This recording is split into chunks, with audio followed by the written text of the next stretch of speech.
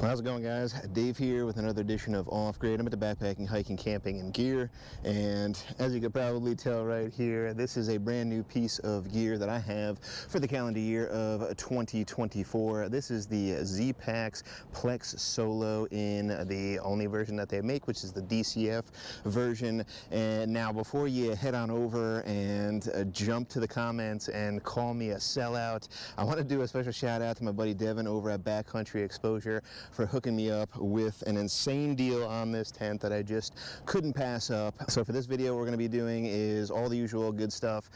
First look on this guy here, giving you the weights, the normal MSRP, which I didn't pay, and all the other good stuff on this, why I ended up picking it up. So let's just dive right into it. All right, let's get into the specs real quick. We've got a peak height of 52 inches on the trekking pole. It is a non-freestanding single pole design here. We have a couple of different types of Dyneema, and it is really based off of the color. So I ended up getting a little bit of a thicker Dyneema, which means it should be a little bit more durable, but it also adds to the weight a little bit. So I think orange and one other color has the thicker version of the Dyneema, but if you want the absolute lightest that you can go, then you have to pick up one of the other colors. The overall weight on mine, including the stuff sack minus the stakes, is going to be 15.75 ounces. Without the stuff sack, it's closer to 15.5 ounces, but for the lighter version of this tent, the projected weight was 13.9 ounces. I'm assuming that's going to be before the stuff sack as well. It's another thing that they don't tell you on the website. You can add about 1/4 of an ounce just for the stuff sack. The normal MSRP, we can talk about the price point real quick for this tent, is around, I think, $600, which I think is completely absurd. So when it comes to the more premium gear, I would definitely recommend picking up any kind of deal, hitting up some garage sales, different things like that to try and get the price point down. Like I said, I got a crazy deal on this one. I just really couldn't pass it up. But I'm trying to think of any other specs here. I'll throw the other specs on screen here for you guys to check out as far as like the overall interior space, what it is to kind of like pitch and set up. But for me personally, let me take you around again here. I don't see this being any wider than my Gossamer Gear the One. I would say that it's probably about the same. The only downside really is that you don't get the dual pole design. It's only a single pole, similar to my Lanshan Pro 1. Let me tell you some of the pros that I really like about this tent. First of which is the insane amount of guy out points that you have, and that really speaks volumes to this tent being very storm worthy. You ended up having, let's see, 1, 2, 3, 4 different guy out points on this tent, and really I think the thing that kind of stands this tent apart from other ones is that they've got 2 different patches here instead of just having it directly off of this back wall running down, and then the head end and foot end, which is pretty standard in a lot of non-freestanding tents to get the tent material off of your face. They added these 2 additional ones right here, so it's really going to open up the overall interior space of the tent. All right, another pro that I can talk about here, and let me take you on inside the tent so I can show you this one a little bit more up close and personal here. Kind of going along with those guy out points, we have all of these other pull out points, and there ended up being 1, 2, 3, and 4, and these are additional pull-out points for the bathtub floor. And what that does is it ends up raising the bathtub floor or lowering it depending on what kind of weather you're witnessing outside. So if you're getting a lot of rain and really like pounding rain, you're caught in a storm, what you can end up doing is pulling this up a little bit and then using the little toggle cinch right here, and that really raises the floor up by quite a lot. It's going to reduce the overall interior space and then the living ability on the ground, not necessarily on the walls because of all the other tie outs, but it's going to make sure that that splashback doesn't come right back in your face. Let me show you another cool pro that I can point out about this tent here, and let me lower this guy back down. Is you can see the mesh that runs all the way across here. Now it's a little bit wider in the middle here as it goes to that back wall and that back tie out. But we've got this mesh because it's a single wall. What you really need is a good mesh that runs all the way across, so that when condensation builds up on the outside, or I should say the interior of the tent here, it's just going to start dripping down. And what you want is this mesh to go straight across. Now, in my Gossamer gear, the one, it didn't really have a great design in certain parts of the tent, but this one is really good, sort of like the Lanchan one. What you want is this wall to go straight down to the mesh, and then all the condensation to drip out over here. But the mesh has to be flat. So if the mesh is more kind of like running straight up and down, sort of like the bathtub right here, it's still going to collect into the bottom of your tent, which you don't want. But this design is perfect, and then it goes straight out. So any condensation, again, that collects right here is just going to roll right down to the mesh and then outside of your tent.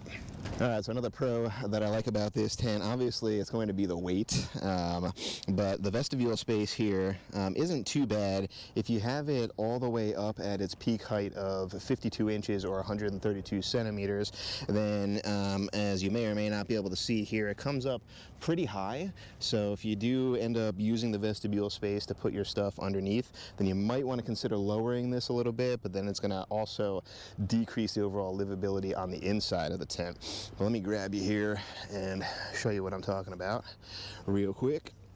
So a decent vestibule space. Another pro is that both of these doors open up.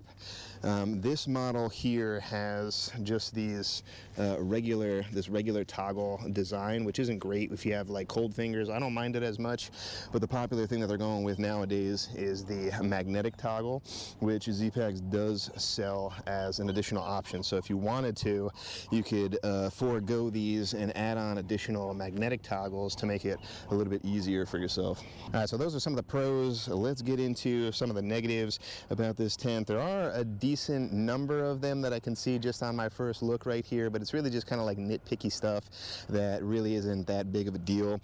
The first of which here is, even though I love all the guy outs that you have on this tent, it could actually end up being a negative, just because right now I've got I got 6 already stakes on this thing, but if I were to completely guy it out with all of them to be like bomb-proof and 100% storm-worthy here, they've got additional, I think, 4 other stakes that you can use with this. So a max of 10 stakes for a 1P tent is a little insane. I don't know if I would ever go with that kind of configuration, particularly because it goes against the overall lightweight nature that you're trying to go with this tent. So adding on another 4 stakes is going to add on a few additional ounces, which is probably not what you're going to be looking to do. Okay, so one of the negatives that I can mention about this tent is the option that they use for the hook system on their doors, and the fact that the doors don't come with a zipper. They have a new model that is an offset 1P that has a zipper option that adds a little bit of weight. This one doesn't. Obviously they did that to save weight, but the doors just kind of fold over each other.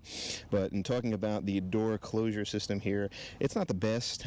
It does work, but it takes a little bit more finagling, I would imagine, especially if you're trying to get out of the tent in the morning, having to reach as far as you need to, and then try to unclip this would probably be a little bit cumbersome to get underneath and kind of do a little bit of a reach around there to undo this clip here. But the guy lines and the system that they use for the cinch on the guy lines are pretty awesome. Okay, apologies for the boat noises behind me, but that's what you get when you shoot at the pier. But another negative that I can see about this tent is that there are no anchor points for either the corners of the bathtub floor or the center post here. So on a few of my other models, they include either a little bit of shot cord, bungee cord right here, or my Gossamer gear, the one tent, I think has a little bit more of a firm grommet hole that you can put the tip of your pole, whether you decide to use a trekking pole or a carbon fiber pole, so that you can kind of pull out this bathtub floor a little bit more, get a little bit more tension on it. Same thing goes here for the corners. And I think my Gossamer gear, the one, might have an option for it, but this one doesn't even come with toggles over here to stake those out and make the corners of your bathtub taut. Now, I think Zpacks also offers that as an additional option if you want to buy it, but it doesn't come standard with it. And I can attest to really windy nights where, you know, wind can get just like right underneath here and just kind of blow all your stuff all over the place. So I would like that as an additional option. Now, obviously, it's going to add a little bit of weight if you're adding more guy lines, but being able to just add a little bit of a toggle, an additional guy line using the same stake here over on the corner would definitely make it a little bit more bomb-proof. All right, another thing that people aren't particularly in love with, and I kind of throw this into a gray area, is this rainbow-style door. And I was trying to play around with it a little bit, and depending on the tension that you have on the tent, you can do it with one hand. Sometimes, not all the times, it's not the easiest, but the zipper I found to be pretty decent on it. And I'm trying to think of why they went with this design. I think a lot of people gripe that when you have it all the way open, that the mesh can flop on the ground, on the dirt or whatever, and you kind of have to throw it on the inside. But I think one of the reasons why they did it that way was because they wanted to give you the option of going on either side of the tent. So if you wanted to enter on this one side, you could do it, or on this other side. Now, they could have went with just a D-style door, which would have been okay, but those are a little bit harder to get out of, and in particular if you have it set up in such a way where you have like a normal head end, or you have to switch up your head end and your foot end, then that could be kind of problematic as well. So while I'm not in love with the rainbow style door, I don't think that it's going to be super difficult of an option to kind of deal with. So I kind of like it in some respects.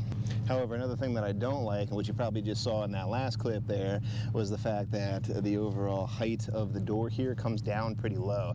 So that's probably done by design because the doors fold over each other to try and make it a little bit more waterproof, but it doesn't really work if you're trying to sit in the tent and kind of look out. It definitely comes down a little bit lower, impeding your view. Another pro that I can give you guys here is the reflective material that they have on the guy lines. It's a bright yellow as it is, so it makes it a little bit easier when you're walking around your tent at night, so you don't get all caught up and tangled and end up, tripping over it and pulling out the stakes. And obviously, one of the big cons, or one of the biggest cons with this guy right here, is going to be the overall MSRP of around $600. So it's definitely going to be super heavy on your wallet unless you can pick up a deal like I did. So that's one of my biggest recommendations, is to try to pick up a deal if you can on this tent. That is your best bet. One of the last things that I don't really care about for this tent is where they put the pocket for the door on this guy here. So as you can tell, I've got the door all the way down. When you got the door all the way down on this sucker here, it just kind of falls into the floor. And again, because there's no grommet to pull this out, there's no tension on this thing. So where they put the only pocket on this thing, this is the only one that they have, is right here. And they've got it. They have one stitching right here. I was able to fit my phone in here, but they have a little slit right here to try and break stuff up. Again, this is another option that you can buy off of their website to put a pocket somewhere else with some tape. But if you put the door up a little bit here, sorry, I'm out of frame. Once you put the door up, you can, I don't know if you saw that, but the pocket does tend to bounce up just a little bit. But any kind of weight in this thing, and it's kind of going to be like resting on the ground, which I'm not a huge fan of. All right, guys, so that's going to do it. That's my hopefully quick first roundup and first look. Try to be a little bit more thorough for you guys. I know this tent isn't new, but I tried to really crack into this one and give you a really good first look on this tent. This is again the Zpacks Plex Solo. Now, one of the main reasons why I ended up getting this tent for 2024 and beyond is obviously to shave off some of the weight off of my UL loadout kit. So even off of the Gossamer Gear, the one, which is kind of a hard one to beat, I think this is definitely an improvement, and I ended up saving another few ounces that I could have kicked off my UL loadout kit, so I'm really excited about that. But that's going to do it for this one, guys. Thanks so much for watching. Remember, if you're headed off grid, make sure you do your research and you make it a safe one, and I'll see you on the next one. Back at the pier, I got the boats going, I got the planes going, I got people walking by. Did end up meeting a really nice woman who was on the PCT though, so yeah, there's that. And with all the noise, you can definitely tell why I don't come out to this location very often. To reduce the weight. This plane's kidding me right now? This thing on. Sorry, I gotta get down real low for this one.